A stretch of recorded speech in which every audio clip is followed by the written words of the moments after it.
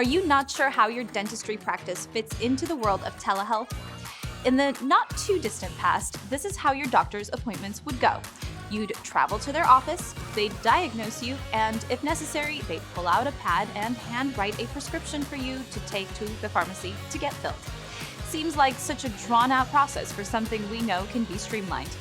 Today, medical care is more timely as doctors can type up the prescription, send it electronically to the pharmacy of your choice, and then you receive a call or text when it's ready. With the COVID-19 pandemic, we've seen a massive increase in the use of telehealth, boosting medical care efficiency to a whole new level. I'm Alex with Jotform, and in today's video, we'll discuss how telehealth technologies are rapidly evolving and how your dentistry practice can get on board. Let's go.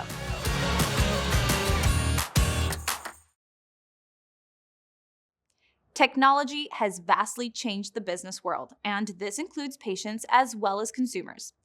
Customers can get food dashed to their door in no time, and the same can be said for medical practices, in a sense. To boil it down, teledentistry involves dentistry practices using interactive audio, video, and various other data communication tools to provide and support dental care delivery, diagnosis, consultation, treatment, and transfer of dental information and education. In this new way of doing things, it's important to think about how teledentistry can find a space in the market as well. Meeting your patients' expectations is just one reason why implementing teleservices into your dentistry practice is so important. Here are 5 other major benefits to implementing teledentistry services. First, teledentistry has been shown to improve the dental health of patients. Over the past 2 decades, the frequency of dental visits has been in a rapid decline. Not only does this negatively affect your practice, but it also has a detrimental effect on the dental health of your patients. Teledentistry will meet your patients halfway. It makes scheduling appointments and regular communication much easier for your patients. This way, you can keep up on your patients' concerns and catch any potential health issues earlier rather than later.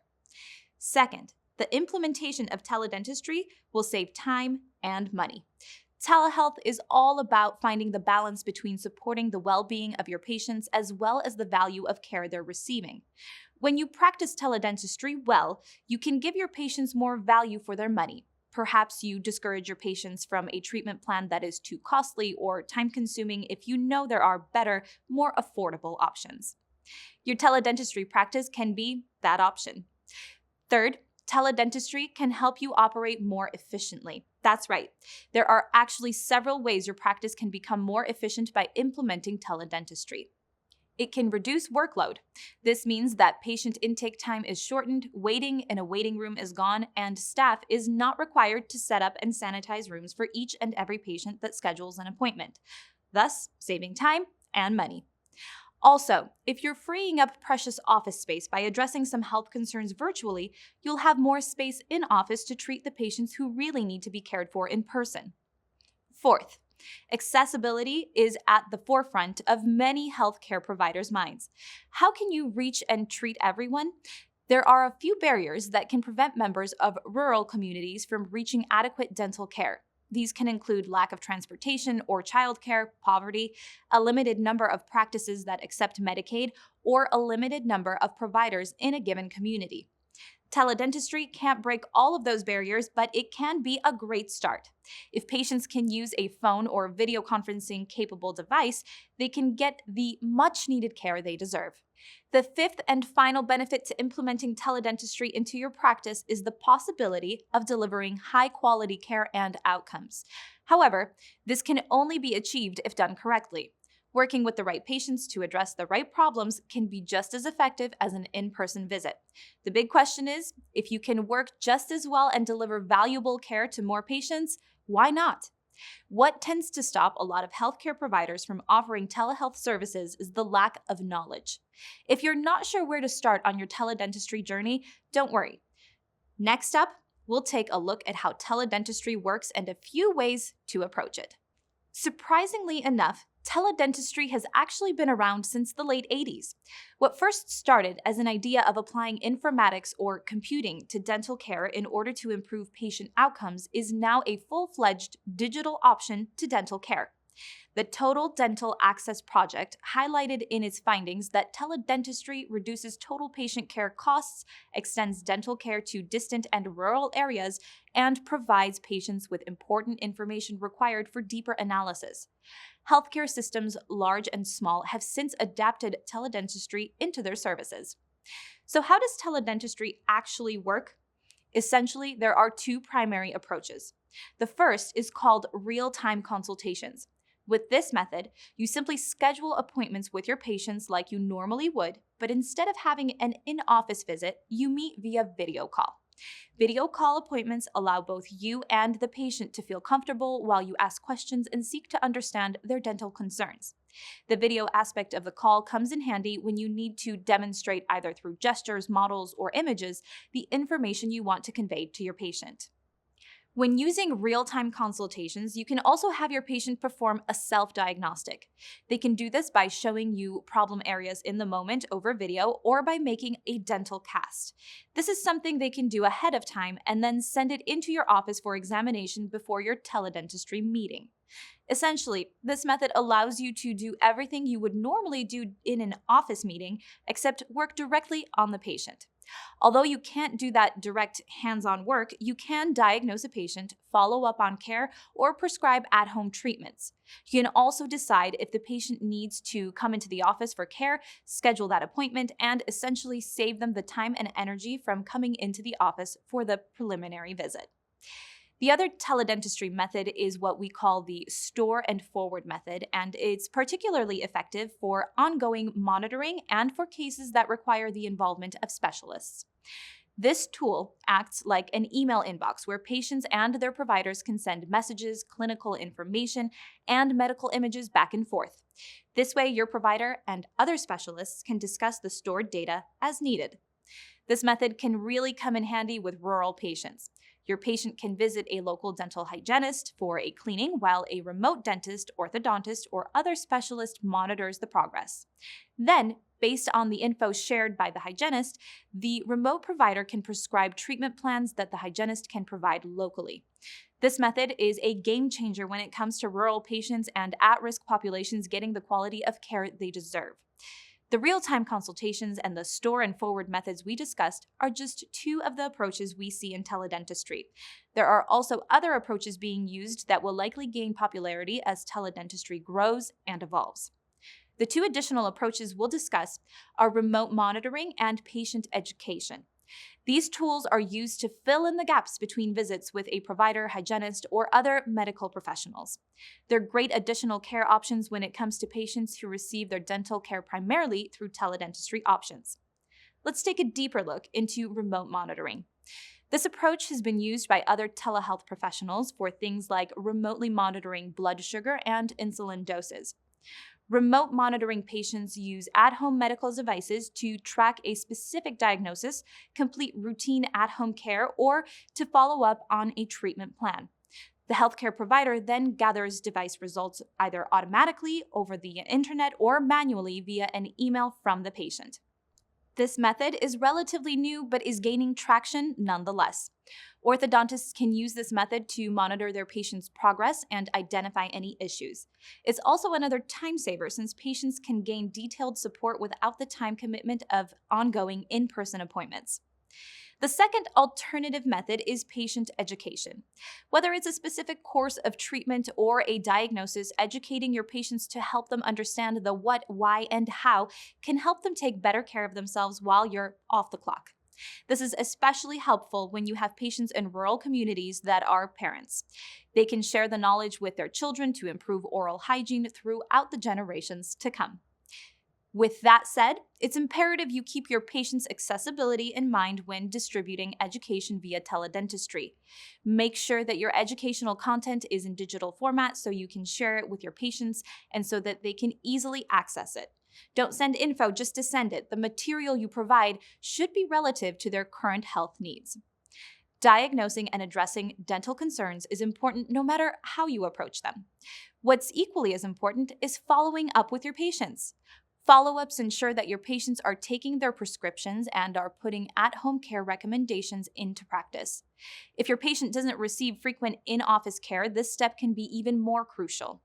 You can use a number of tools with patient follow-ups. There's email, text message, or phone calls. If you're using email or text, you can streamline your follow-up process by automating messages to gauge lingering questions or concerns. While texts and emails are a great option, a phone call is probably best.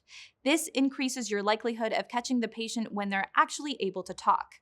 Okay, we've covered a lot so far. You got a look into what teledentistry is, why it matters, and how you approach it within your practice. It's likely that you're doing a bit of teledentistry already. That can look like conducting phone consultations or emailing results and treatment plans to patients. But if you're ready to really embrace teledentistry, then stay right here and we'll discuss what you should know to be fully prepared. First and foremost, you need to know and understand your state's regulation on teledentistry. As teledentistry continues to evolve, so do its regulations. Teledentistry regulations exist in less than half of the 50 states, making researching if your state has any regulations super important. Some common regulations are as follows: a potential limit on the number of dental hygienists or assistants who can participate in teledentistry at your practice, limitations on the expanded functions a dental hygienist can and can't perform, or restrictions on how you make a diagnosis via teledentistry. Maybe your specific state doesn't have any current regulations, but this doesn't mean you don't have homework of your own to do. It's still important to know what other states have enacted or whether they apply to a patient who is traveling. Knowing other state regulations is important for the future of your business too. This way, you can plan for anything that your state may enact, making them less of a surprise. Not only should you keep up with the state regulations across the US, but also within the professional organizations that you're a part of. What are their stances on teledentistry? Are there any guidelines they're expecting you to follow? The ADA has developed an extensive position on teledentistry, and following those guidelines will protect you and your patients. After you've familiarized yourself with any necessary guidelines, it's time to set up your digital and physical spaces to best support your teledentistry efforts. It's likely you'll use cloud-based technologies to store and send sensitive files. With this, it's super important that you know whether these services are built to be HIPAA compliant or if you need to implement them. With that in mind, you'll want to use a safe and secure video conferencing service that meets HIPAA requirements as well. First, find a service that's non-public facing and ensure that there aren't any limits to who can access the call. Essentially, you don't want the public to be able to access the call. You can do this by implementing passcodes, logins, or the use of individual accounts. Also, an important video conferencing feature is the ability for patients to mute the call, mute themselves, and control their device's camera functions on or off. Keep in mind, as you choose software, consider how your patients can share essential data through online forms. Keeping these sensitive forms secure is very important. Try customizing Jotform's HIPAA-compliant forms so your teledentistry service can operate as efficiently and safely as possible. When it comes to your physical space, be ready to make some necessary adjustments. In order to conduct HIPAA-compliant teleservices, providers need a private location. Public or semi-public settings absent of patient consent or pressing circumstances are prohibited. If you don't already have a space like this in your office, try converting a traditional exam room into a designated teledentistry office. Closing off these rooms for adjoining hallways will ensure that no one else can see the provider's screen or overhear private conversations. With a HIPAA-compliant teledentistry room, your staff will be able to keep up with your new number of virtual clients. Teledentistry also makes it possible for your employees to work from home. So take some time to consider if this is something you want to allow or not. Setting up a teledentistry specific room might not be as easy for some of your employees as it is to set up an office. If you decide to accept work from home, check in with your employees to make sure that they are aware of the HIPAA regulations and see if their home office space will make the grade. Taking these necessary steps will ensure your practice, office, and employees are ready to tackle your teledentistry efforts without increasing the risk of breaches. The main takeaway is to be proactive and over-deliver on current requirements so you can protect your practice, patients, and employees as best as possible. The key to a long and successful teledentistry career is knowing your patients. Being keyed into their particular challenges, desires, and how different ways of providing them with care can benefit them, you'll be able to better align their expectations and needs with your teledentistry offerings. As you soak in and reflect on all of this new teledentistry knowledge, take some time to ask yourself these key questions. Doing so will help you create a strong plan for your practice. Will teledentistry benefit your current set of patients or help your practice grow by allowing you to support new groups of patients? What method of teledentistry should you start with? Should you adopt multiple methods? What requirements and regulations do your state and professional associations place on teledentistry? What equipment, software, and changes to your workforce will you need to implement to best accommodate teledentistry services? How will you ensure that your business and employees comply with HIPAA requirements? And there you have it, all the necessary ins and outs of teledentistry and how to best implement it at your practice. It's incredible how healthcare services are always evolving, and it's important that your practice evolves along with it and offers the highest quality of care possible. Let's do a quick review. Adopting teledentistry can create a handful of positive changes to your business. It improves the dental health of your patients, saves your patients time and money, helps you operate more efficiently, makes dental care more accessible, and helps you to deliver the same quality of care and outcomes as regular dentistry when done right. There are 4 approaches you can take to teledentistry, and you can implement one or all of them as necessary. There is real-time consultations, the store and forward method, remote monitoring, and patient education. And finally, when it comes to preparing your practice for teledentistry, make sure to address the following.